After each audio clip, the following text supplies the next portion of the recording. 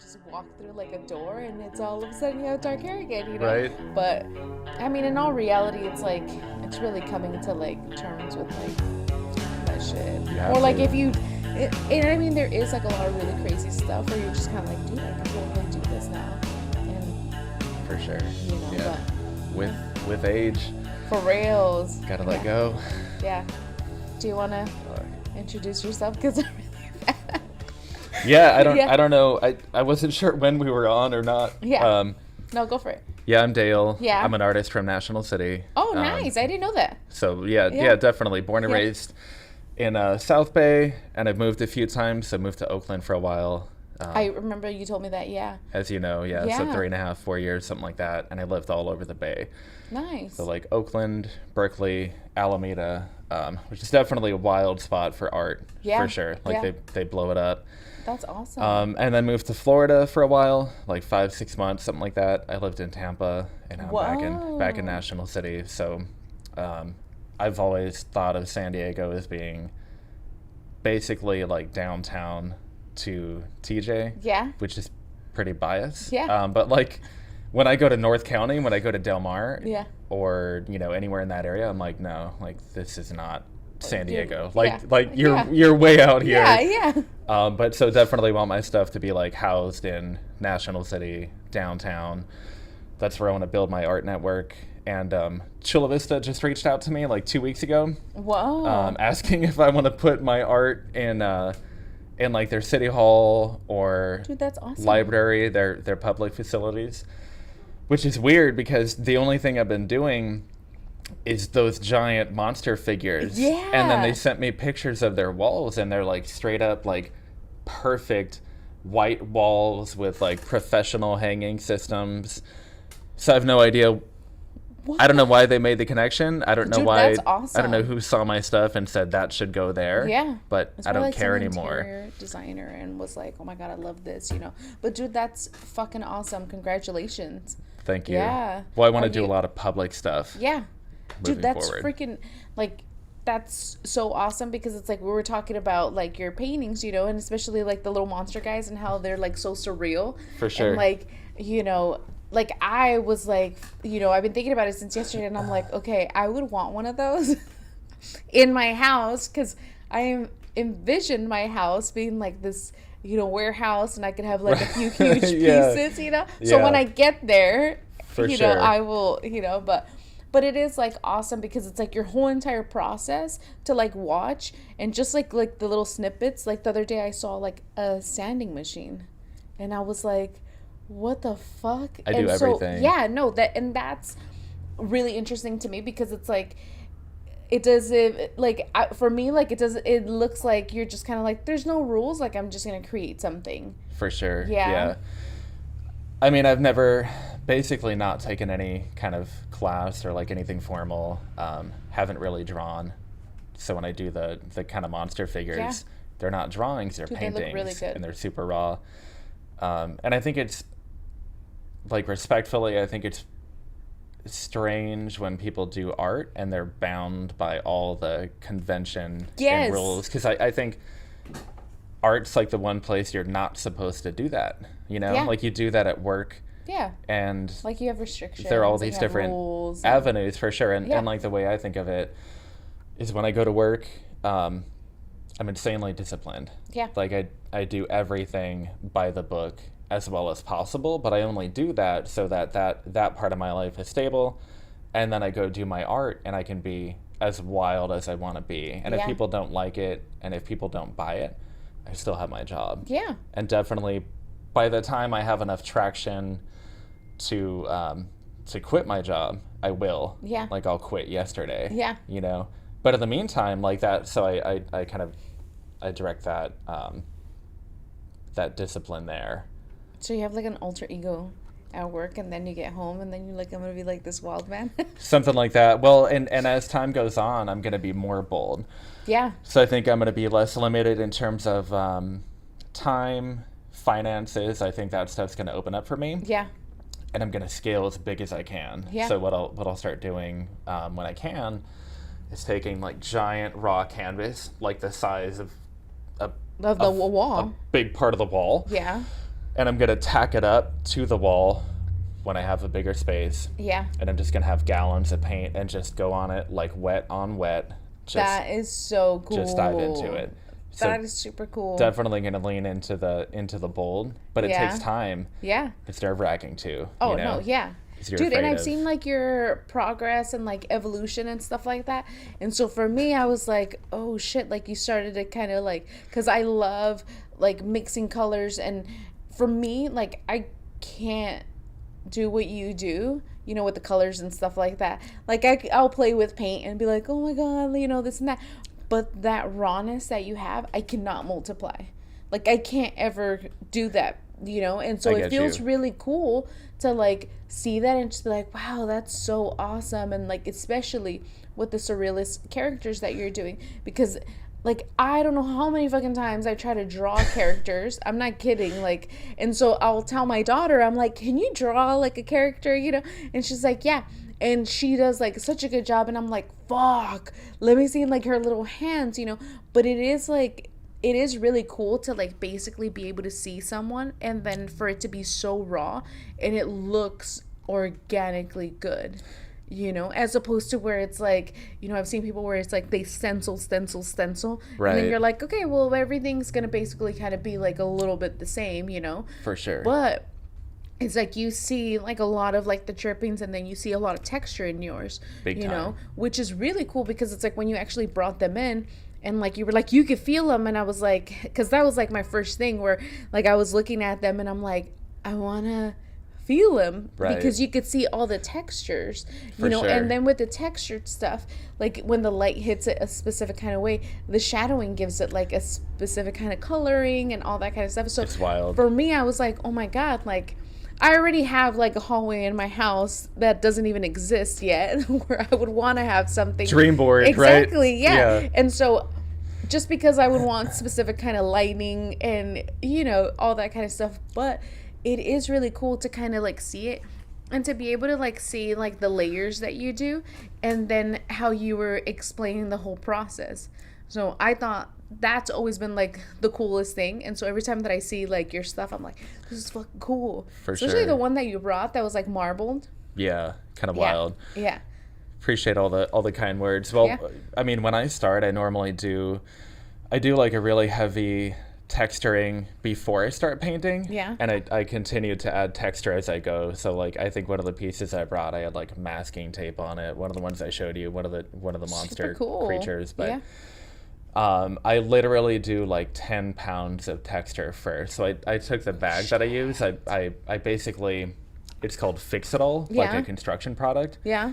And you can mix it to whatever consistency you want. You can mix it thick, you can mix it thin, and it's actually meant to work on walls like this. So when you see these kind of things running along the wall. Is it kind of like the putty to replace like all the holes and all that exactly, kind of stuff? And for doing stucco and that kind of thing. Oh, that's so cool. So I checked to see how many panels I could do with one 25-pound bag. Yeah. And I do like 7 to 10 pounds of texture alone, that much weight. So I build all the panels from scratch. That's so cool. Do all the texture and then start painting. And now I'm getting back into like I began as a graffiti artist doing lettering and doing all spray paint, and now I'm getting back into adding like every medium I've ever used. That's so cool. And trying to like build out this continuity so that my art reflects everything I've ever done, all of it. And that's the only way for me to develop like a differentiated style.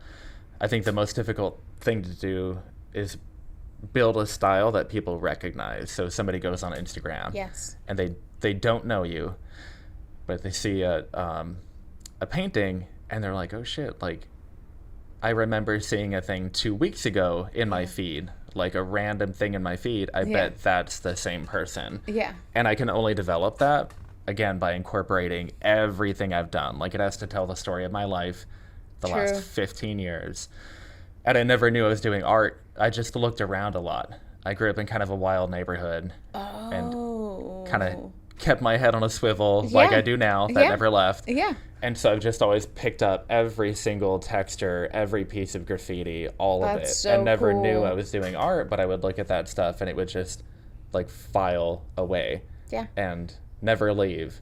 That's so funny. I don't know what that is. And now you have I like feel this library. Everybody is that way. Yeah. But I talk to people and it seems maybe that's not the case. No. But I feel like it's like a natural thing. Oh, you know? dude, yeah. And you know what? It's so funny that you say that because serious shit, like I'll go through like Instagram and you're like scrolling and stuff like that. I have another friend that does kind of something similar, but like totally different colors. Right. And so like I'll go through it and then I'll see yours and I'll be like, damn, and I won't even look at your name up there, but I just know, because it's like the way that it's done, all that kind of stuff. And especially now with like the surrealist like little monsters, it's more of a thing where it's like I really love those like a lot because it's like you could really, I don't know, for me, like it's like I see it as like beauty standards, but then again, I don't know, like someone could, decide to do whatever, however they want to portray it, but right. I see it as like a beauty standards kind of thing where it's like you basically define what you want to consider beautiful, and it's like instead of having like this gorgeous model in like a hallway, like I would want to have that as like my everyday beauty standards, For sure. But, like there is like that kind of like look where I could totally tell that it's you, which is awesome. And you're already kind of like working your way into that. And so when you did bring that one, your paintings, like they're heavy. So is it because like all the texturing, does it take like time for that to dry and then you start adding? What's the process behind all that? Big time, yeah. So definitely it takes time to dry, but I've found different ways to deal with that more effectively. So like again, the product I use is quick drying. Nice. You choose how much water you mix into it, and it's also people use it on site for repair, right? So when construction workers come in, people come in to remodel homes, they're counting on it drying within that day or within that hour or whatever, so they can come in, sand it, paint over it. Nice. So the idea is you can work on top of it quickly. That's so cool. As opposed to a different product or like something oil based that would take maybe weeks to dry. Yeah. So I come in, do all that, and my kind of trick is to do a bunch of pieces at once. So I blow out the texture on all of them. That's so cool. I use big tools. So I use like construction tools, like spreaders that are like 8 inches wide, trowels. So I blow the texture out as quickly as possible. I leave everything in the sun and I just rotate the pieces. So I'll try to mob on them and start painting the same day. Dude, that's so fucking cool. And by rotating, like, I think I don't get overwhelmed. And if you don't get overwhelmed, you can do 10 pieces in the same duration you do one piece, right? Because you have to wait for it to dry. You have to wait for all the steps in between. And I've always had production jobs where we do like mad wholesale, like bread shaping, delivery, everything by hand. I work at a high volume brewery now. Yeah. It's the same thing. You have to figure out, like, how do you not get overwhelmed? How do you set deadlines and then just bang them out? And I think part of the time people hear that kind of thing and they feel like it'll take away their creative ability, right? So they're like, man, if I work under pressure, if I have all this stuff going on, I can't be creative. That, for me, that allows me to be creative. Yeah. Because that's the structure. Exactly. And so now I'm not overwhelmed. By doing more, I'm not overwhelmed. Yeah. And you do have that structure. Focus on my creative process and be patient and take my time. Dude, that's fucking really genius. Like, no, but you know what? It's so funny because it's like my dad taught me like mass production. Unwillingly, like I was just kind of like, I want to help him. I wanted to spend time with like my dad, when I was like in middle school. So I was like, do you need help? And he's like showing me, like, I'm basically like layering pieces of fabric, and so he's like, layer it, like, and so it would be like probably like 6 inches thick of just fabric. And he would then put like all the pieces of the patterns for the clothes, and we would cut it all at once. And I was just kind of like, I was doing like all the manual stuff of like the heavy lifting of the rolls, and he would just come in and place everything where it needed to be placed and then cut it. And so for me, I was like, oh my god, like like the whole like starting it up and like getting everything ready to me feels like it takes the longest. But once you get all that taken out of the way, then you're like, cool, like it's just smooth sailing. For sure. You know? And so it's really interesting that you have like this mass production kind of background, and then you kind of like figure that out to put it into like your artwork, and then it makes it ultra like, you know, like easier for you to then be like, okay, if I do it like this, they will all come out, you know. And I think like, you know, if you explained it like that, a lot of people would be like, well, wouldn't they all look the same?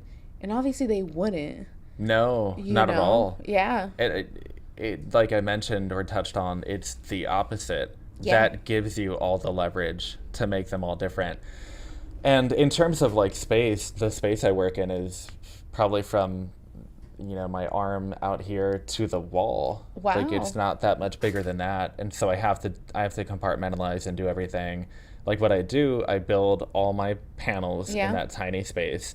So I have one A-frame that I put my saw on, cut all the wood, do the whole thing. Whoa. And then I assemble them. I use like wood glue, clamps, a nail gun part of the time. And what I have to do basically is like build them and then stack them. So I build one, lean it against the wall. However many I get done, I have to stack them. If it's so two, you make your own canvases too? Everything, yeah. So if it's 2 panels, 15, whatever, I have to lean them against the wall so that they only take up that much space. And then I take all my tools and I put them under the saw. So my nail gun, everything else, I have to put them under the saw. So the A-frame is like that big, like 4 feet long and, I don't know, 2 feet wide. Crazy. So everything has to be like done put back that way. Yeah. And then I do my paintings one at a time. I'll do a painting, put it outside, put the next one in its place. So I only have room to work on one at a time. That's so cool. And I think the good message there is people feel like they don't have the time and they don't have the space, but you never do. Like there's no such thing. True. You have to figure out how you can use that space to your advantage. Like production, right? Like you never have enough space because you're growing. You're pushing your boundaries all the time. So you don't have the space. And then in terms of budgeting, then I can budget. I can be like, all right, this paycheck, I'll have $75 left over after paying my bills, which is like how lean I run. Like I'm that close to having no money. Awesome. And so I'm like, all right, how much material can I buy with that? I know how much everything I build will cost ahead of time. So I know how much each panel will cost, all the wood, all the supplies, gas, the whole thing.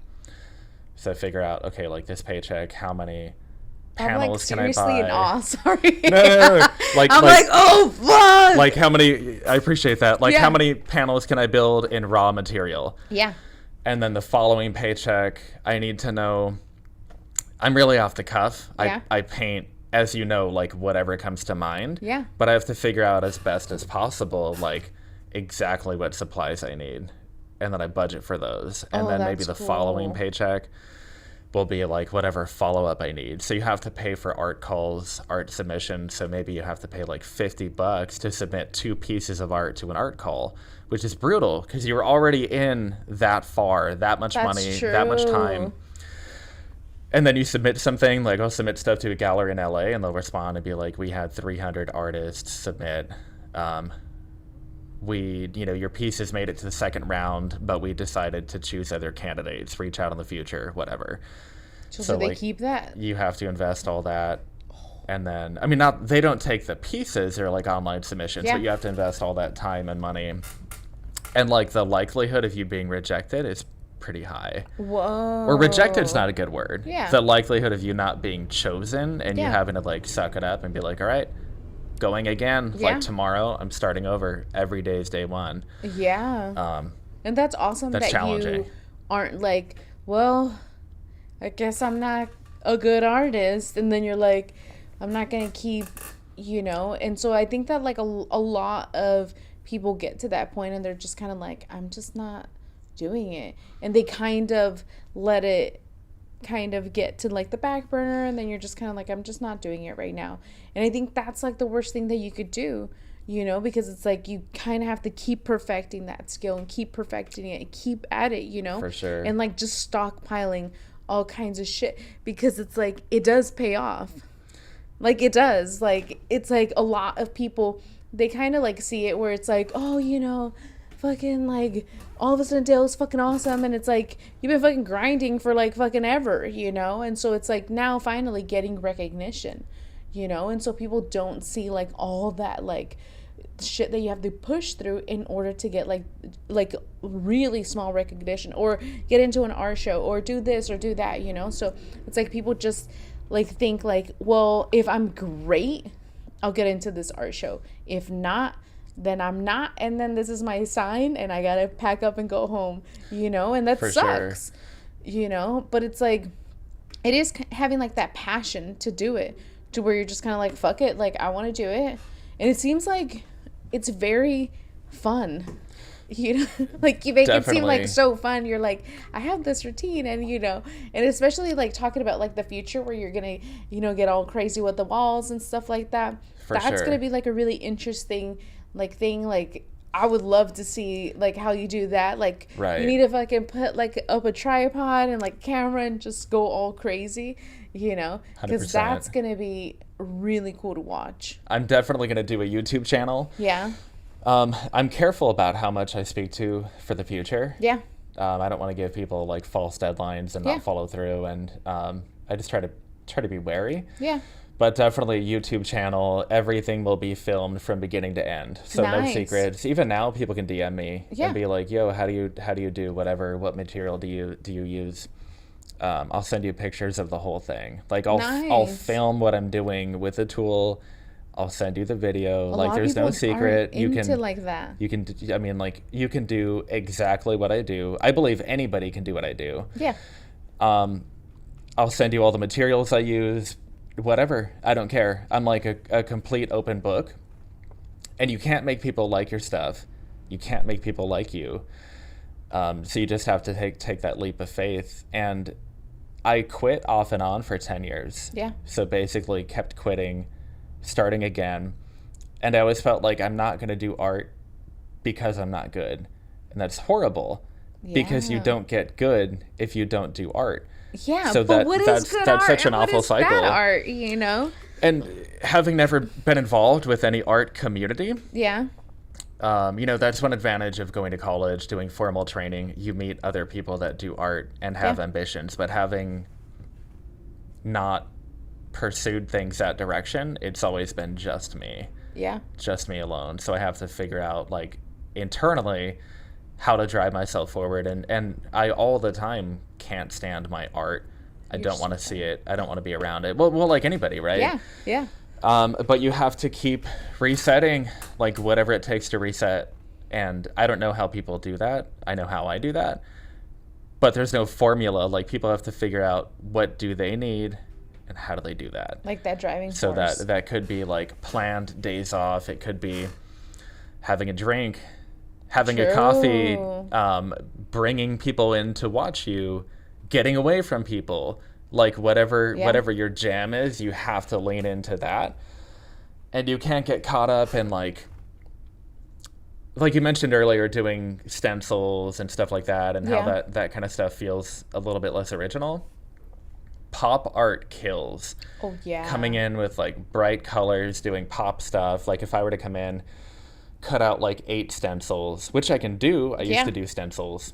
I could do like 8 layers of stencils and make like a giant Marilyn Monroe with like dope colors, super poppy, spray paint, the whole thing.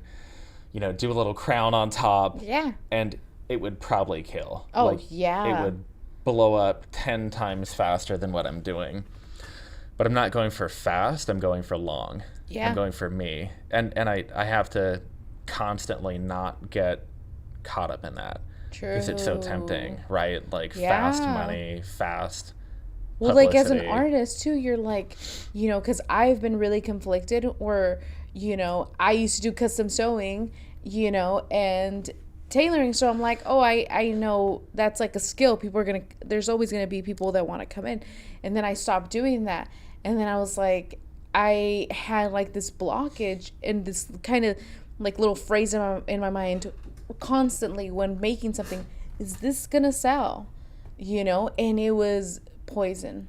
For sure. Yeah. Because it's like, what the fuck? Like, what about like me and like how I want to feel when I'm done and just be like, yay, like I'm really happy, like this is a reflection of me, you know, like, and I want to be able to wear it and be like, this is me, like I made all this shit, you know. Right. And so it's like, if I would not wear it, I'm not gonna make it, because it's like, this is just not, you know. And it's like, I would rather it be like something where it's like, this is all I'm making, and if it doesn't sell, it doesn't sell. Definitely. You know, than to be like, yeah, and then it's like I have to then modify my whole entire thing to like become fake, you know. And For so sure. that was poisoning me a lot, where it was like, is this gonna sell, is this gonna sell? Because it's like I was so used to like having, you know, like this cash flow of like, I'm used to like making this much money off of like custom sewing and tailoring, and then all of a sudden it's like, oh fuck, like I need to supplement all that shit real quick, you know. And you know, it got really, you know, poisonous to me, because I'm like, oh my god, like that was the constant thought, as opposed to just being like a creative and being like, I want to just make something really fucking cool, and like I could fucking do, and having like those visions in my mind and be like, okay, I got it, and then like executing it and looking exactly like your vision. Like for me, that was like the money pot, you know, of like, fuck yeah, like I could definitely keep doing this, you know. And like it was like, it felt really good to just be like, dude, I have like this fucking thing now that looks exactly like my vision, and like it feels good. For sure. You know. So yeah. You have to make sure that you don't confuse money with value. So you need both, but you kind of need to know like which one you're trying to secure when, and you're building your roadmap. So if you were to keep pursuing custom stuff, maybe you could make more money doing that. Yeah. I don't know, but that's possible. But if you keep leaning in that direction, you're building a different roadmap.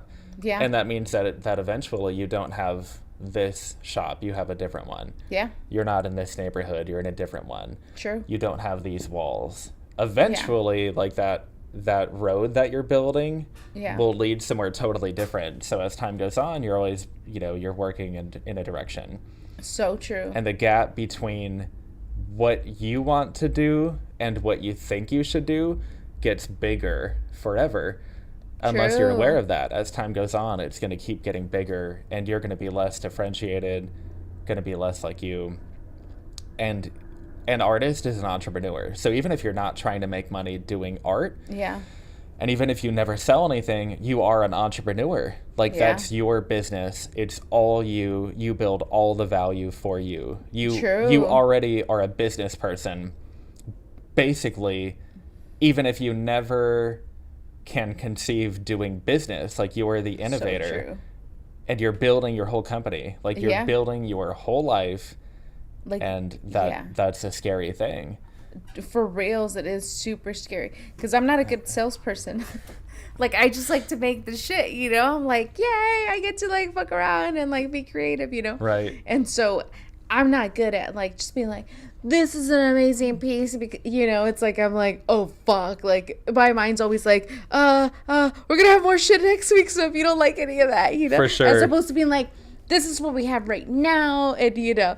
And so it's always been like that kind of like scary part of like, you know, I remember we like had to buy like a new car, you know, because it's like it was all giving out. And so I'm like sitting with like the car salesman people, and I'm like, any tips? Right. And they're like, what the fuck is wrong with you? Why are you asking us for tips? And so I'm like, I want to be a better salesperson. And they were like, I can't even fucking remember what the fucking tips were, because obviously they were that shitty. But that's like one of the things where it's like, it's so true. It's like you're basically building your own brand, you know, and like really having like this thing where it's like you could see it, like, that's fucking Dale's shit, you know, that's his stuff. Like you could see it and just be like, yeah, you know. And it's really cool of having like that specific style, and people like recognize it, and that's full on branding. Definitely, yeah. You know? Well, and I'm trying to step out of the box. I have my first hoodie from an original design I did a little while back. I was gonna ask you about that. So definitely wanna eventually build out the hoodie line and the shirt line. I just ordered a shirt online, plugged in my design, so it's going to be a little bit smaller, maybe something less bold for people that don't want to stand out too much, but want to wear something original. But back to the same thing, trying to figure out, like, where do you put your effort? So a lot of people have reached out to me wanting to buy these, which is great, but I want to make sure I don't get stretched too thin, you know? So which one is my cash flow? Which one is my art? I feel comfortable with this artistically. It's my art. Super cool. And it's my first one. So definitely in terms of being artistic, I think it qualifies, but I just have to keep that, like, check and balance system. I write a lot, so I do, like, streams of thoughts, just trying to get it out. I just started doing, like, creative writing 2 weeks ago again. That's awesome. So just have to always find new ways to get it out, you know, and clarify and keep that's a great resetting. way of, like, making sure that you're not having any kind of creative block, you know, because it's like a lot of people are like, it just shit doesn't come to me anymore. And you're like, well, you know, it's like, well, what's going on in your life, all that kind of stuff, you know. And so there was, like, a time where I was just kind of like, I just want to fucking, like, drink and, like, party all the fucking time and, like, fuck making shit, you know. And I felt like that was, like, my lowest point, where it's like I didn't have anything that really fulfilled me or that gave me purpose, you know. So it's like I felt like I got into, like, this weird, like, pit, you know. And so I was like, I don't want to fucking go through this. And so, like, I did, like, a whole writing exercise and did some crazy ass, like, wrote letters to people that, like, doubted me. And it was like, I think that you suck. I don't suck, you know. But it was, like, one of those things. And, like, suppose, like, all you do is, like, you write them and then you throw them in the trash. Then you're like, yeah, fuck you do, you know. But it was, like, such a helpful exercise to where, like, it just, like, I got, like, just a flow, you know. And I was like, oh, fuck. And, like, now it's like I write everything down where I'm like, oh my God. And I'll do, like, stupid little sketches and, like, you know, because it's like you just, like, it's good to be able to, like, have, like, those emotions that are going through your mind when it's happening, and also, like noticing, like, these patterns of, like, why are you having, like, these thoughts right now, like how is this, like, what's really inspiring you, like, what are you around that, like, creates this flow, for sure, you know. Is there anything that, like, inspires your art? This is so cliche, but like, literally everything. That's like, awesome. It just doesn't. At this point, it doesnn't turn off. I'm in bed. I'm, like, trying to sleep, and I'm seeing things. Cheesy stuff. I'll go to, like, Taco Bell, right? And I'll see the tile in Taco Bell. Like, you saw that I brought in that painting with the 6 different squares based on marble and onyx and the whole thing.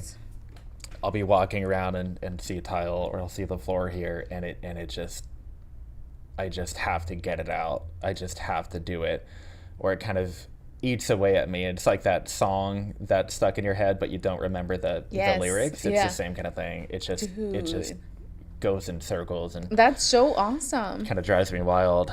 But I have so many inspirations, so I that's a question I need to get better at answering. I kind of, that comes to me when I'm driving, right, and when I'm out, when I have downtime. But like, where do I begin? I don't know.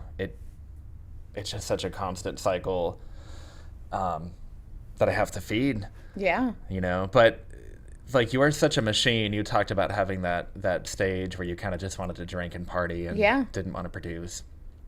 And I think people don't realize that everybody, whether you look like a machine or an artist, that's the struggle. Like, of course that happens. That happens to everybody. And people come to me. I thought it was kind of funny at work. Somebody came to me, like, a month ago. And he's like, yo, like, I've always had the dream of becoming an artist and being, like, a professional artist and taking the risk and doing all these things. And I thought it was strange having him come to me. Like, he was kind of putting me on a pedestal, maybe, because I don't feel like I've arrived. I never feel that way. Like, I'm that person Yeah. looking at other people being like, man, I wish I could be an artist. Like what if I could just start just letting go and painting? True. I still feel that way. And I don't know if that ever goes away, right? Because I don't, it's right now, it's not the future. I don't know what 20 years from now looks like, but I think you never arrive, and you're not a machine. Yeah. You can produce all day long, but you're a person, and you have to consciously decide, I'm going to do it. That's so true. But nobody would look at you and in the context of this and think that you've experienced that. People are going to look at you and be man, dude. Every fucking you have single this day. inherent thing where you were 15 and you just found your passion and went into it. Not really. I don't feel like it's been that way. It's a roller coaster all the time. And I never even thought like, I'm gonna fucking own a sewing studio. Like I was going to school to become a teacher. Like I loved working with like 3 and 4 year olds. Right. And I was like, I was like doing like a fucking, I was in the teachers academy, and I was like, I want to become a teacher. Like that's what I wanted to do. And I felt like I really like that because it was structured for me. And so for me, like I enjoyed that structure of like, oh my God, like they're basically, this is the class I have to take, that one and this. And then so it was easy for me, and I was like, all right, I'll show up to all these. And like I was always like a great student, and it was cool, but I just never imagined that this is what I was going to be doing, and it wasn't like anything where I was like, I'm going to do this, Right. But I do feel that, like all the time, like where I'm like, am I good enough, and like, I still have like that imposter syndrome where it's like, people are going to find out. For sure. And you're like, what are they going to find out? Like you like have been sewing forever, and so having like that kind of like thing where it's like, oh my God, like what? And it's so stupid, and it's all in your head, and it's like, and it's hard to change that because it's like them being held at a specific pedestal. And I tell my husband all the time, I'm like, it really scares me because it's like, I'm not anyone special, you know what I mean? Like I've done this for so long, and then like finally one day was like, hey, let's give this girl a break. And then people were like, yeah, we should all kind of give her and then all of a sudden everyone was like, yeah. And so having like those little moments of like where people are like, hey, like let's like like give this person a break, and then all of a sudden having like recognition, like that's where I was like, oh fuck. Like, and especially because I've worked so hard. There was like days where I'm like in the studio from like 8 p.m. until like the sun came up because I had deadlines. Of course. And I was like, and I had a freaking 2-year-old, and I was like, this is what I'm fucking doing. Like, you're fucking crazy. And it was because I wanted to have a commitment to like having a successful business. Definitely. And to me, like, it's like, looking back and like, like stuff like my daughter tells me now, it's kind of like, you're like, am I a shitty parent? Am I, and you start to think about that kind of stuff because you're like, I want to be able to like leave some kind of like legacy, not just as like, oh, you're fucking great or whatever, but also like, I want to be able to put my daughter through college. Like, I want to like, I never got those experiences. And so for me, like, I want to be able to be like, what kind of shit do you want to do? Like, let's work to do that kind of shit, know? Because it's like my parents had a shit ton of kids. And so they weren't like, oh, you want to do soccer? Okay. It's like they were like, everyone's doing soccer with the one pair of cleats, Right. And so, you start to kind of think about all the sacrifices of like, well, like I worked this many hours and you had to be in the shop with me, and and like just kind of like getting all in your head and just being like, did I lose like years of like her childhood? And then you're like, she was fucking here, and it's like she didn't go to daycare. She was like here in the studio, and she watched her mom fucking do all this shit. Like, she'll be fucking fine. For sure. But it's like you get in your head and you're like, am I a fucking shitty parent? Like, am I not giving her the fucking experience she needs? And, all that kind of stuff. And it's like, it's all this kind of like shit that you end up building up for yourself. But, Yeah. Sorry, I kind of went crazy on that one. No, I'm glad you shared that personal note. And I don't have any kids, but one trap I fall into that's actually been especially bad lately is like the trap of comparison. So I think our culture has a way of measuring success, and that looks like you got a 4-year degree, you got a PhD, you are an engineer, a doctor, whatever. So I'm old enough now that a lot of my peers have all that stuff. Yeah. They have the PhD, they make $200,000 a year or whatever. Yeah.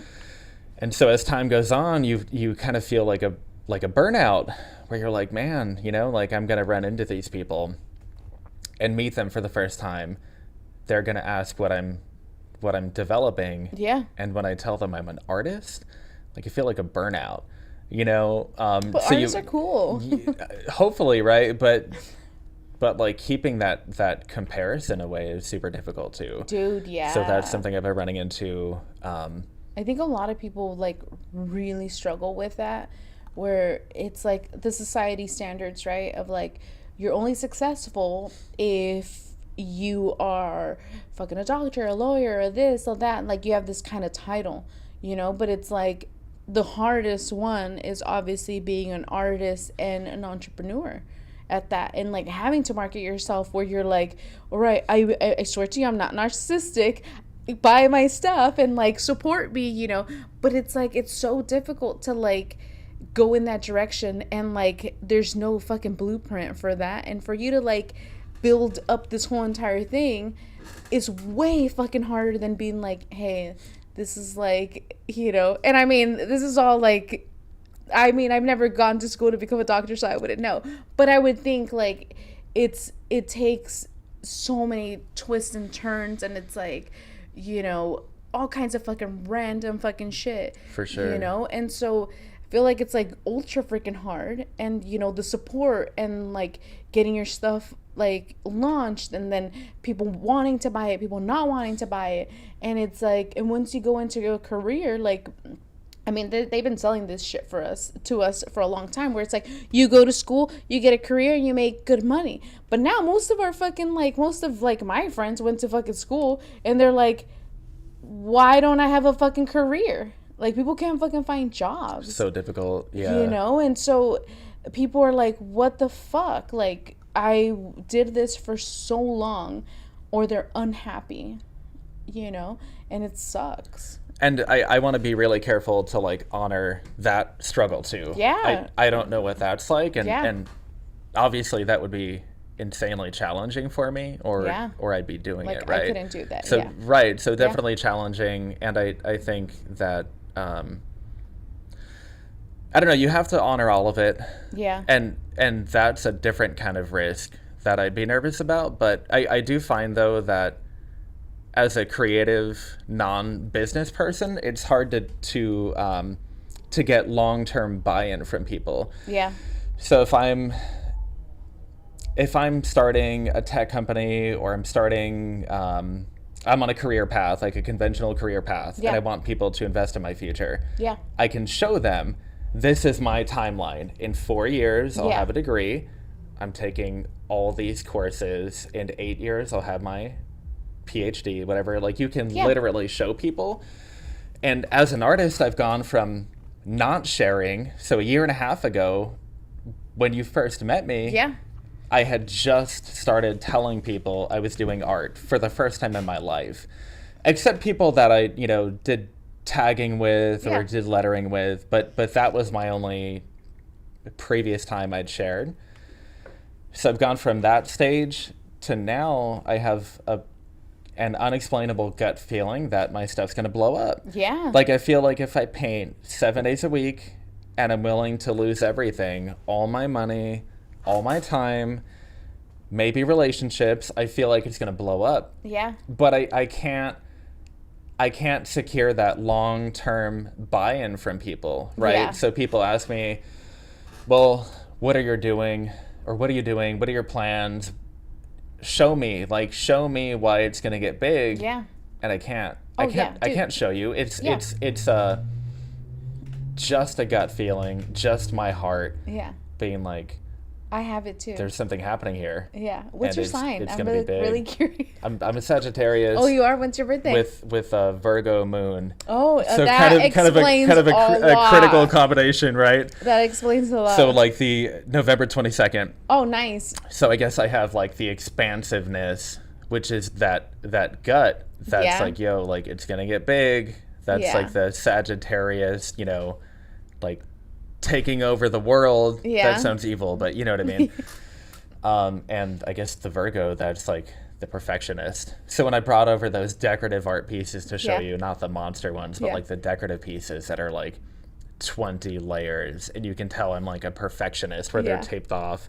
Yeah. And the lines are like They were perfect. super clean. Yeah. That would be like the Virgo. Yeah. Yeah. You know? Randy has like Virgo, and he's like super organized with like all that kind of stuff, and I'm like, oh shit. And so I didn't know about like moons and all that kind of stuff, and so I was like, that explains so much. Right. But dude, it's so crazy that you have that feeling, because I have that feeling too. And it's like, you just can't like put it in like a fucking chart and be like, my projections for like No. 2025 are gonna be like, I'm gonna be amazing. You can't do that. But it's like, that is like the driving force. Like that for sure is the driving force, because it's like, I knew it since I was a kid. Like I remember sitting in like my room, and like I had like fucking like a corn poster that like I stitched up and stuff, and I was like in there, and I'm like, I'm gonna be like really cool when I and it's like, it's corny to talk about it now, but it's Right. like, like I knew, like I was like, I'm gonna be fucking this, but I didn't even know what I was gonna be. Like I just knew what my life was gonna feel like, and so it was like crazy. Like I just had like this projection in like my gut, where I was like, I'm gonna be something. I didn't know what I was gonna be. Like I knew for sure, like my feeling led me to like believe that I knew for sure I wasn't going to be in like the career path of like becoming like a professional, like a doctor, a lawyer, or anything like that. Like I knew for some weird reason, I was like, I think I'm gonna be a rock star. Right. When I've seen the so rock star bad. hair. I've seen the old pictures. So it's so like, it's laughable, but it's like, but that feeling, keep nurturing it, because it's true. It's so fucking true. For sure. Like I can't explain like keep feeding that, because it's like, that's that one thing that like is that thing where it's like people don't have it. Like that's the one like little thing where people tell you, like, if you're crazy enough to believe in yourself, like that's gonna fucking set you apart. And I am 100% sure that if you keep feeding it, it'll be good.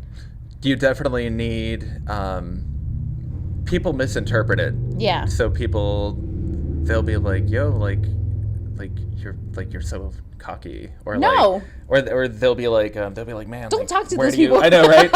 but they'll be like, where do you get the confidence? And I'm not confident. No, like yeah, like me either. I'm not confident. Yeah. Like I don't have like a high self-esteem. I'm not all about my stuff.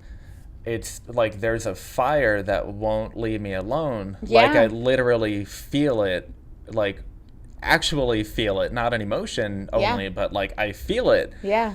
And that's different. That's different from like Anything a superficial else. thing. Yeah. And it's unexplainable for sure. Yeah. And I just know that, like you said, I have to keep feeling it.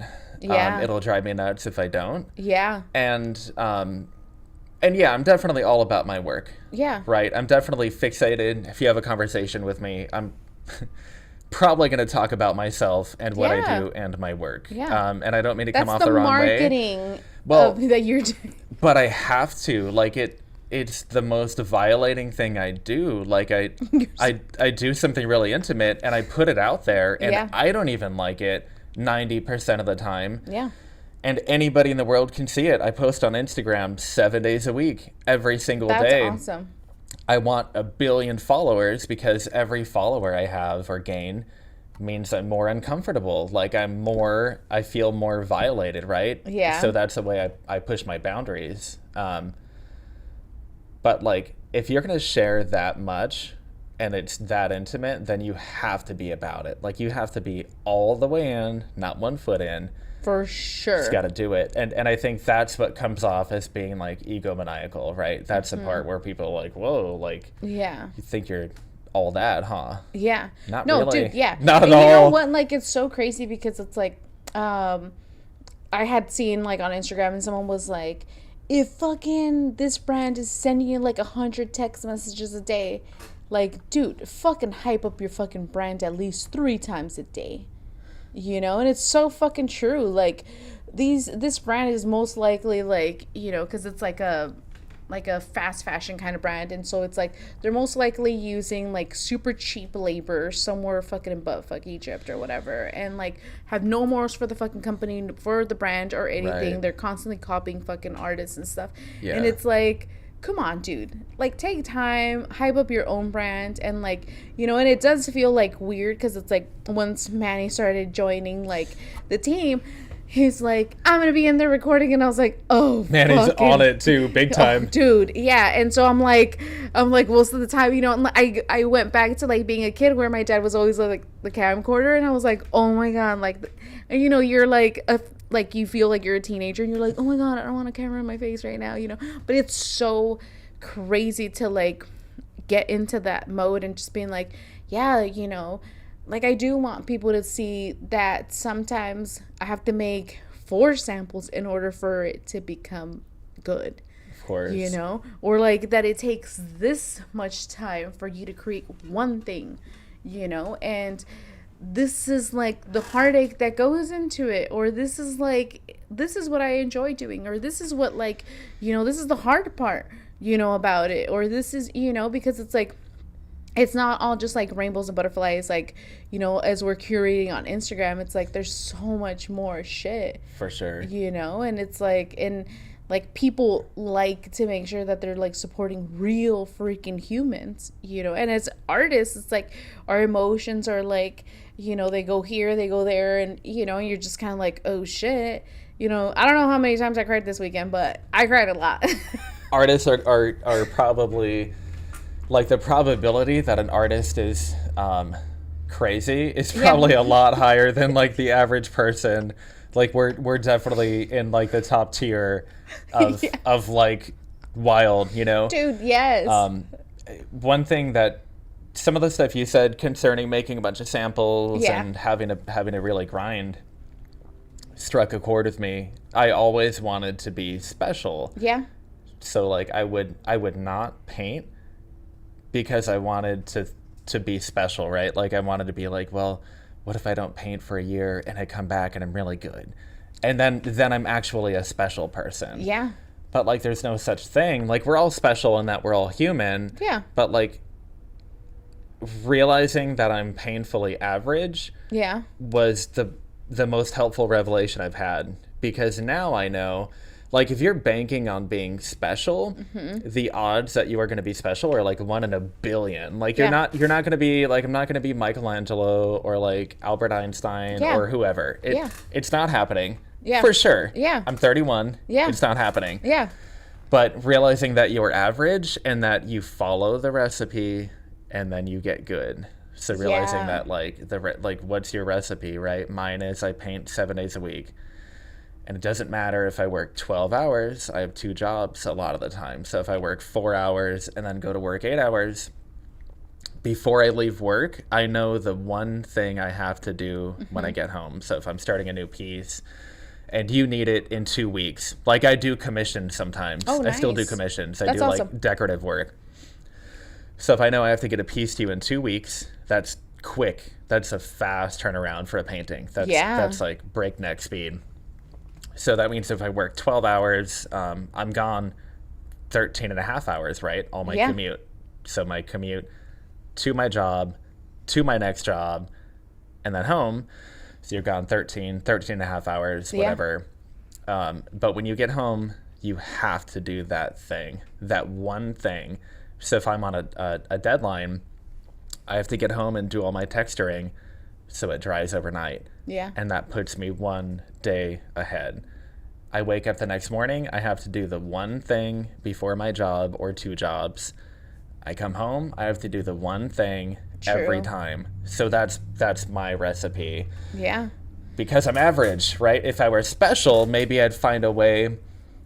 Maybe I would have quit my job 5 years ago or 10 years ago. Maybe I would have been 20, and I would have been so good that people are like drawn to my magnetism or whatever. Yeah. And they're like, holy shit, quit your job. We're sponsoring you. We're sending you to wherever some you want to go. free ride, whatever. Yeah. That could happen, but it's not going to happen, it's right? It's totally different, and I think it's the opposite. Because I do think that like worth ethic of you like actually being like, I have 2 fucking jobs, like that's such like I would have been like, fuck, I'm not fucking doing shit today then. You know, in all reality, yeah, but it's like you are like, all right, I have this commitment and then I have these other fucking commitments, and this commitment needs to get done and I gotta squeeze it in, you know. And it's like, and that people don't have. Like, people will gladly be like, yeah, I have 2 jobs, and then like this side thing that I want to do, like I'll just keep putting it off. Because I talk to a lot of like creators and stuff like that, and it's like usually it's like slow to get stuff done, you know. And so in that sense, it's like your worth ethic is like, I'm doing it now, and then tomorrow when I have like those 30 minutes in between these things, I'm doing that other thing. And that is like what really sets you apart, because people don't have that worth ethic. Well, your day is gone either way. Yeah. Everybody has a 24-hour day. Yeah. So do you want it to be gone and you did what you like, or you didn't? Like, you can hate something and still fail. Yeah. So you can do something you love and maybe you fail. It's a bad word, but you can like fail. Yeah. You can do something you hate and fail. You can get fired from the job that you hate with a passion. Yeah. And so your day's going to go no matter what. You can't control that. You can control what you do with your time, but not how it passes. You have no control. And it's such a vicious cycle. You can work 8 hours a day, 12 hours a day, 14 hours a day for people that don't care about you. So your company probably doesn't care about you. The individuals might, but your company doesn't.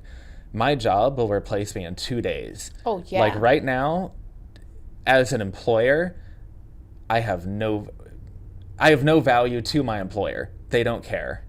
I'm meaningless, right? Yeah. So I like the expression, the dog you feed wins. Yeah. It's horrible to think that you could spend 8 hours at your job, and then I find out that your favorite thing in life, you spend 30 minutes a day doing. That's such a brutal thing. It's horrible. Like for a creative person, that's soul crushing. Oh my God, that's death. And that's one thing I would encourage people to think about. Not harshly, but like when somebody says, my dream is to be X. And then you can ask them 5 questions. True. What do you do for a living? Okay, what you do for a living has nothing to do with that, which is fine. You have to make a living. Yeah. How many hours do you spend at your job? Okay, 8 hours. How many hours do you spend driving? An hour, hour and a half, right? To work and back, whatever. How many hours do you paint? I paint 2 hours on Saturday, and I try to get in an hour every other Sunday. Like, you paint fewer hours a month than you spend at your job in 2 days. That's so hard to get out of. For real. So difficult. Well, Brutal. That's like the trap. That's definitely the trap where you're like, I like it, you know, but like, how am I gonna like be able to replace like this lifestyle that I've had, you know? And so it sucks, you know, because you're like, this brings me joy. And I've heard a lot where people are like, I love doing this, but once you mix money into it, that's when you're just kind of like, people are like, you know, and they get like this kind of weirded out kind of like, I don't want to like mix money with something that I like or whatever. And it's like, okay, everyone does their business however they want to do it, or their passion or whatever, you know, but yeah, it's crazy like that. I want to go back to how you basically like would find like little time to basically do it.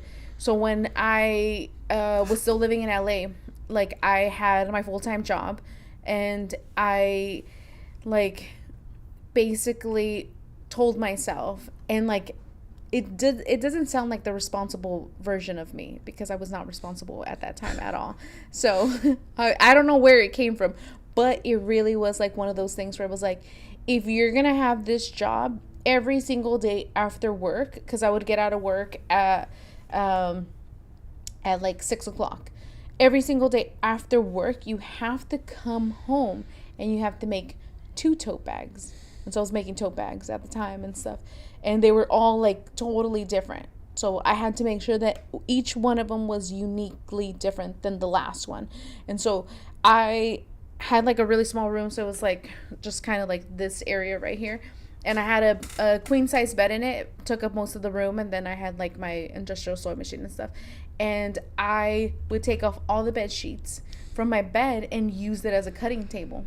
And so I would like remove it. And I remember I would write on my mattress like, don't be a fucking soft ass bitch, or like, you know, inspirational quotes. Oh, how inspirational. Yeah. And it was, you know, way to be gentle on yourself. Yeah. So I was like, you know, and like it goes back to like how you were like, I have like this really small space, so I have to make sure that everything goes back to where it needs to go, you know. So I had like this bed, and I would cut like fabric on there, and then like make these 2 bags, and I would always like be all like, I thought it was the shit. I was like, oh my god, I'm like the shit, you know. And so I would bring them out to my grandma, and I would be like, what do you think, grandma? And she would be like, oh my god, they're so beautiful, they're so. My grandma never fucking lied to me, you know. She was always, she did lie to me. She was always like, they're so great, you know. And I was like, oh god. And so, you know, for me, I was like, oh my god, like I'm doing such a great job. But end of the night, put all my sheets back, reorganize the room. You couldn't even fucking tell that like I used it as a cutting thing. But it was like, when there's a will, there's a way, right? And like I really had that like thing where it was like, I don't know, like I just had that feeling of like something's gonna happen, you know, like something good is gonna happen. And you can't put your finger on it. And you can't like, and you can't. And then so you're just kind of like, oh fuck, like okay, just keep fucking grinding it, you know. Like and a psycho. Yeah, you're like, okay, what if you build it, they will come. Right. Wait. But it was really like one of those things where I was like, oh shit, like keep doing it. And yeah, it was just like I really enjoyed it, you know. And I really like felt like that, like having like that basically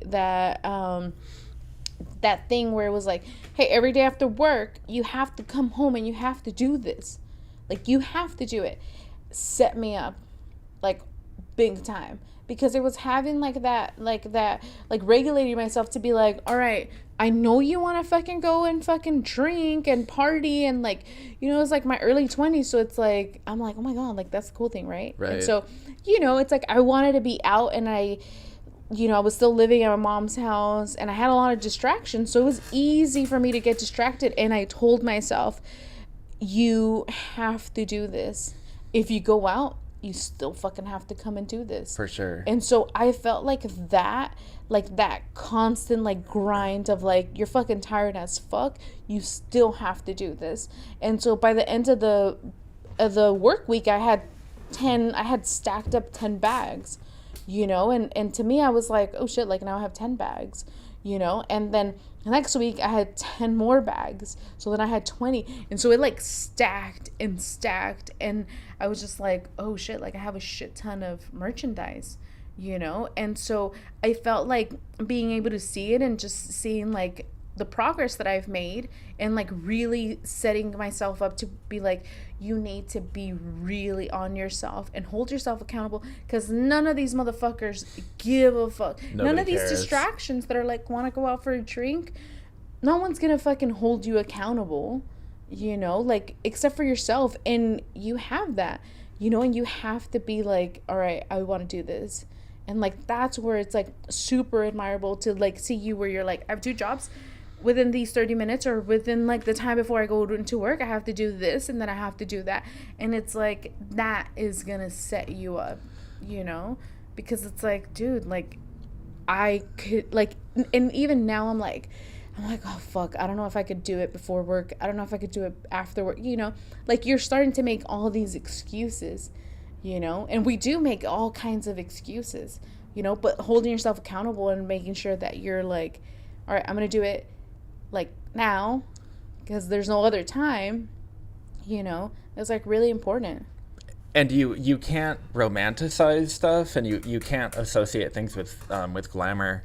Yeah. So painting is special, but there are times where I feel awful painting. Yeah. Like I'm having a horrible day. Like what if your loved one dies? Yeah. What do you do that day? Like Yeah. if you can't control that, and if you're not in a situation to meet your family and help people, what do you do? Like what if you're painting and that means you're crying the whole time, Yeah. and your life is devastated?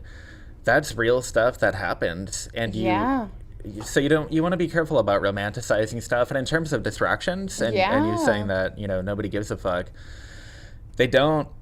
Like, everybody's cool until you say no, right? Everybody supports what you do until it's Friday night and you're drinking and you say, I have to bounce, I have to go paint.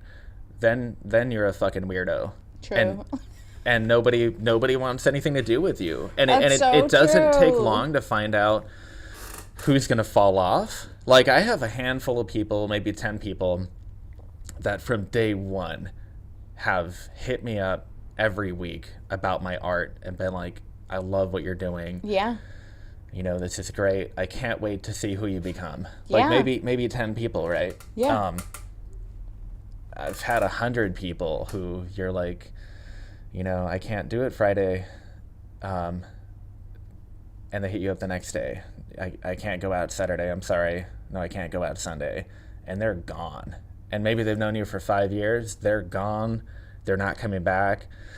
In terms of, like, you might have an employer that they're all about pushing creativity. Yeah. So one thing they talk about is we want people to have, like, creative control and freedom of expression and all this stuff. Call your job and call out and tell them, you know what, I'm doing this art thing. I can't explain it, but it's extremely important to me. Yeah. And in 5 years, it's gonna pay off. Yeah. Like I'm building this life. You don't offer a retirement plan. You pay me minimum wage. You know that I'm getting by week. So I hope you understand that I can't come in. Yeah. Do that. See what happens. Or tell them, you know, call somebody half an hour before work. Call your boss and tell them, I got stuck on this project. Right now, it's the most important thing in my life. I have to finish it. I have to share it. I can't explain it, but I'm telling you, I'm going to be 3 hours late to work. Do that 3 times in a row. Yeah. See what happens, right? You're not going to have a job. Nobody gives a fuck. No, you know? yeah. In a good way, though. Like, when I say that, I mean that in a good way. I mean, like, you have control over your world, and it's painful, and it's scary, but only you can do it. Nobody will do it for you. Yeah. And you know, nobody, like, right now I'm talking about the challenges, but actually nobody has to know. Yeah. You know, at a certain point, like, I'm not going to share that kind of stuff. I'll tell my story the best way I can. Yeah. But nobody has to know. That's true. Nobody cares. Yeah. What do they say? Well, then it sounds like you know, once you start saying, like, your, like, hardships and, like, you know, this and that, people are like, oh.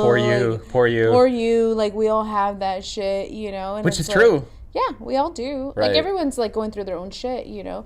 And so that's kind of, like, the thing where it's, like, you know, as much as you would like to be like, oh, my God, you know, it's, like I ended up, like Manny would always, like, leave me, like, little quotes, like, in our old shop.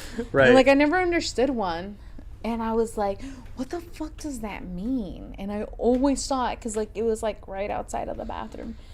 And it said, excuses are only good for the ones that give them. And I was like, what the fuck does that mean? Yeah. What the fuck does that mean? You know, and I was like, oh, my God. And then they, like, clicked. And I was like, yeah. And so when I would talk to people and they would be like, yeah, I can't, or, you know, I'm like, you know, like, they would be like, dude, like, can I ask you for some advice or whatever? And I'm like, who the fuck am I? Like, why are you asking me for advice? Like, I don't fucking know, you know? It's like, I don't fucking have a college education. Like, I'm not, like, Like, I don't know. Like, why are you asking me, And so they're like, blah, blah, blah. And then I'm like, well, have you tried this, Well, I don't know, because it's like, the excuse after excuse. And then I was like, it clicked. And I was like, excuses are only good for the people that give them, because it's like, for me, I'm like, I know I could give myself a million fucking excuses.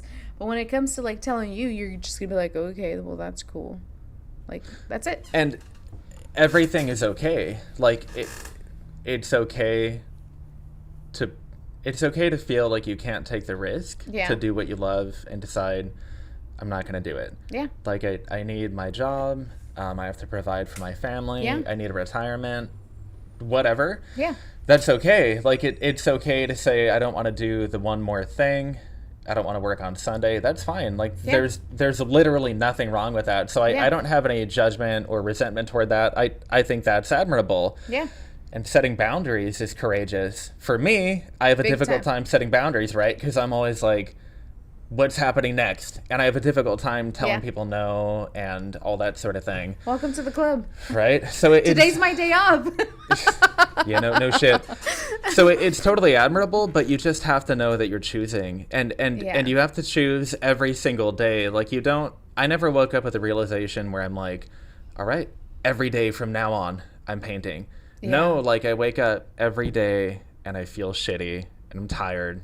I didn't sleep enough, and every single day you have to choose forever. Like, it's like treating people respectfully. Like, you have to choose every second, all day long. You have to keep choosing. Yeah. That doesn't go away. Yeah. So, that's totally not the response I was going to give to what you said last. I don't know what I was going to say, but that's what occurs to me, Like, you just, dude, you got to grind. Yeah. Like a motherfucker. Yeah. Well, like, for me, like, setting boundaries has been so difficult, for years, where I was like, I think I finally saw it, and they were like, setting boundaries is healthy. And I was like, what? I can actually say no? And so people ask me all kinds of stuff, and I'm like, okay, and then I'm like, and I got really into, like, the thing where it's like, I want to say no. And, like, I just want to say no. Like, I don't, no. And I was like, and I remember I started doing it, and I was like, I told Manny, I was like, babe, I said no. And he was like, great. I'm in the same He's boat. He's like, great, good for you. That's money going down.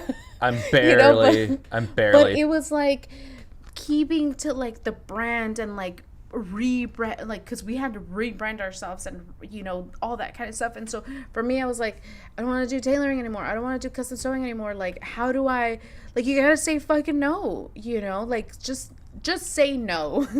Dare taught me, but it was, like, so hard to, like, say no. And it was really hard to even today, to be like, today's my day off. And, like, I'm like, what do I want to do on my day off? And then it's like, I want to go, like, shopping for, like, stuff for the shop. And it's like, bitch, fucking take a fucking day off, like, and one of my girlfriends was like, just lay around and watch movies and take a nap. What the fuck? And I was like, what the fuck is that? Like, and I will fucking lose my fucking mind. Oh, yeah. Oh, for sure. Like, I would be like, my whole day I'm stirring. is lost, and I didn't do anything. Yeah. And so that's, to me, I'm like, I get really, like, motivated by, like, doing shit. Like, I'll be like, how much shit did I get done today? You gotta crush. Which is kind of, I don't know, like, I like it. Like, I love, like, just being like, I did all kinds of stuff today, But at the same time, there is, like, moments where I'm like, I kind of want to, like, I build, like, an outdoor bed for myself so I could, like, read outside. And I don't think I've ever, like, I think I've built it, like, a year ago, and I've read on it, like, one time. Right. And I'm like, it would be nice for you to enjoy that, For sure. But at the same time, I'll get too anxious and be like, I didn't get anything done. Definitely. So, yeah. I'm the worst. I mean, if I'm not doing something, I'm stirring, But I think about days off. Yeah. You could take a month off. You could take a year off. Like, it doesn't matter. But what I believe is you have to plan it. You have to be like, all right, I am taking 5 days off next week. I'm not painting, I'm not working, whatever. Like, you can do whatever you want. But what you can't do is be like, today I'm hurting really badly. Today's extremely challenging. I'm not doing anything. Actually, that sounds awful. You can do that. Yeah. For me, that's what I will not do. Yeah. And I won't accept, because what if every day for the next 2 years is soul crushing? Yeah. Then what do you do? Yeah. Do you wake up every day and say, I'm not doing it?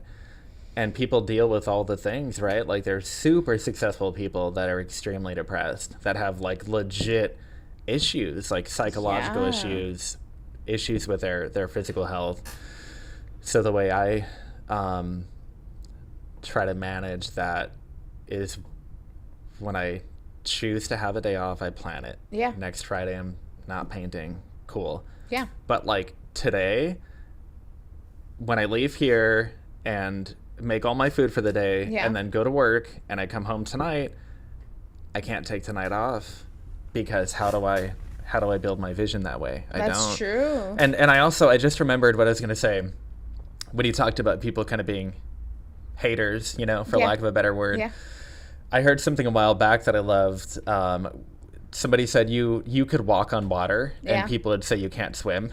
That's true. So like, straight haters, dude. Always. It doesn't matter. So true. And one thing I found in terms of boundaries, I unfollowed everybody on Instagram, like 400 people, and the reason I did that, there was a day I really wanted to paint and do all this stuff, and I got super down.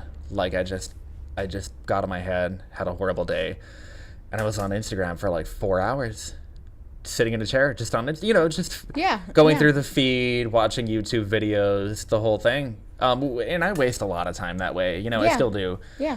So I unfollowed a bunch of people, because I literally like don't have the bandwidth. Like, I can't handle it. And then I fall into that comparison, right? You go on Instagram, everybody's showing you their life, how they want you to think it is. Totally got in my head. And when I unfollowed all these people for my own health, and now I only follow galleries and stuff that's like good for your mission mental critical health. For my dream. Yeah. That's it. Yeah. When I did that, like, hella people unfollowed me. I like 100 people unfollow me within like the next week. But I didn't do it to be spiteful. Like, that's not what I'm trying to do. What I'm trying to do is ask myself, does this thing serve my goal? Yes or no? Does this person, does this task, does the food I eat serve my goal? Yes or no? True. Gotta stick to your guns, you know? And what are you gonna do? Can't win them all. That's so true. So that so true. But that put things into perspective for me, not in the regard that like I'm upset I have fewer followers, right? No, yeah. But in the regard that I'm like, wow, like I can see what's happening. Like, I can see where's my support network and where's it not. Yeah. So. Dude, that's so true, because it's like I started kind of like, I read about like, the effects of like psychologically, like how Instagram and Facebook and all that kind of shit. Terrible. And I was like, oh my fucking God. For sure. And so for me, like, it's like you could see like, all these like pictures and this and that, and you're like, oh my God, well, maybe I am not, like, why am I like modeling my own shit? Like, I'm not fucking model material. I'm fucking good at sewing. Right. But I have trust issues, so I can't call someone and be like, hey, can you be here at 2? Because we would love to take pictures with you wearing this shit. Right. Because it's like I have these issues where it's like I just have these issues, and it's like I don't like depending on people. I like to make sure that things are flowing the way that they need to flow, 100%. So it's like that's the whole thing. But it's like then getting into like my head where I'm like, oh my God, like I am not this and I am not, and then being like, fucking everyone on this fucking shit has a fucking full-on filter, and then you're just kind of like, why? Like, just fucking enjoy the fucking ride. And I had to tell myself that a few times, I'm like, just fucking enjoy the fucking ride. Like, what your fucking, like, superpower is. Focus on that bullshit and, like, stop fucking like, getting in your head for that, And so it is hard to, kind of like once you get sucked into that and then like digging yourself back out of that hole when it's like everything is fucking fake, and it's like, and it's hard to like, like realize that like, we're only allowing people to see like these tiny little segments of our life, and everything else is like, you don't see like the breakdowns that I have. You don't see like the fucking breakdowns that these people have, or how lonely our lives are, how this or that or whatever, It's like we're just like, hey, look at me. Lonely on the top, right? Exactly. And so, you're just kind of like, yeah, we're having a great time, But it's like you don't see like all these other things, And so that's kind of like the part where you're just kind of like, stop doing that. Like, focus on like what you're really good at and just keep doing that, and I had to like shake myself a little bit and be like, don't do that, come on, keep going this way, for sure, know, because it's like, or else it's like, then you're like, should I get fake boobs? Should I get and I've not had that dilemma yet, but the thing hopefully is, you don't. Right, well, the comparison is devastating to your life. Like right now, if I grab my phone and do a random search, you and I can find somebody in 2 minutes who's 18, beautiful, paints better than I ever will in my life. Like, we'll find them right now. Oh, yeah. Like, they grew up in a wealthy family. They've been doing private instruction since the time they were 10. They speak 7 languages. They're beautiful. And every picture of them with a painting is somewhere different. So one is in Bali, and one is in like Tulum, and one is in like Cairo in front of a pyramid with their fucking painting, and like they're riding a camel and some shit. Like we'll find that in 2 minutes right now. Oh, dude, yeah. And I don't know what their experience is, so I don't know if they're happy or not happy. I don't know. I don't care. But I will never be them. I won't be any of that. Maybe I'll be in Egypt one day. I won't be on a camel. No, yeah. I'll never look that good. I'll never be young and talented. Yeah. Right? I'm already older than they are. Yeah. So I'm not going to be their age and have the same skill. I'm just not. Can't do anything about it. True. Nothing. Like literally nothing. So you got to put that shit down. And I'm still bad. I check my phone. Like, I hate my job. I've never hated a job like the one I have now. Yeah. And so I do something I've never done, which is I'm on my phone fucking constantly. And I've always despised that about people. I'm like, how dare you use your phone at work? You're at work. I do a good job. I work hard, for sure. But I'm on my phone all the time. And for the record, everybody else is too. Yeah. So I'm not like the only asshole. But like, I'm just on it, and I'm now, it's such an awful habit. I'm doing the thing people do where I'm like, open my messaging app, nothing. Open Instagram, nothing. Open YouTube. 2 minutes later, open my text messages, open Instagram, open YouTube. Like the whole all routine. Day long, the whole routine, all day. Yeah. It's terrible. Yeah. But Same. That's something that we're all going to have to deal with more as time goes on. I think people are going to have to be better about managing their time and their finances and all these different things. Just hard. Yeah. So yeah. Right now we're kind of speaking to the hardships only, but I think that's important for people to hear. Yeah. Yeah. Because we don't live glamorous lives. Not really. No. I'm like, I wake up and I'm like, oh fuck. It's like 7:30. I'm like, oh, I gotta fucking take my kid to school. And like, so school is like about to end. They're gonna go into like, like summer break or whatever, and I'm like, fuck, like I was so used to getting up early, and like then you start to kind of like fall back and you're like, fuck, you deviate. Yeah. So it's like it's a good way of like starting the day, and like we made like basically a promise to ourselves where we're both dropping her off, and then we're gonna both start the day off together. Yeah, that's and really good. But it's hard, like, then you're like, oh shit, it's gonna end, like we gotta keep this thing going, but so difficult. Yeah. But I really did enjoy having you. Yeah, and like, for sure. Come in and talk about art and life and all that kind of stuff. I think your work is amazing. I'm telling you, I have like this vision in my house. Well, I can go So- as big as you want. We can do a piece that's 10 feet tall and 6 feet wide. I'll let you know like, how whatever. high I wanna We go can with go my- giant for sure. Yeah. So, But I do appreciate you coming. well, I appreciate Yeah. you too, man. Yeah, I never know which direction a conversation is going to go, Yeah. especially not with a microphone and I camera. know, right? You're so like, it's a first. you get used to it. You're like, what is this thing? I probably won't rewatch it. I'm sure I won't come back and watch it, but I'll share at Yeah. least. No, I'm like Brad Pitt. I don't watch my own movies. I'm just kidding. Is that a Brad Pitt thing? I don't know. I just always say All right, that. all right. Fair enough. Cool. Well, thank you. I appreciate it.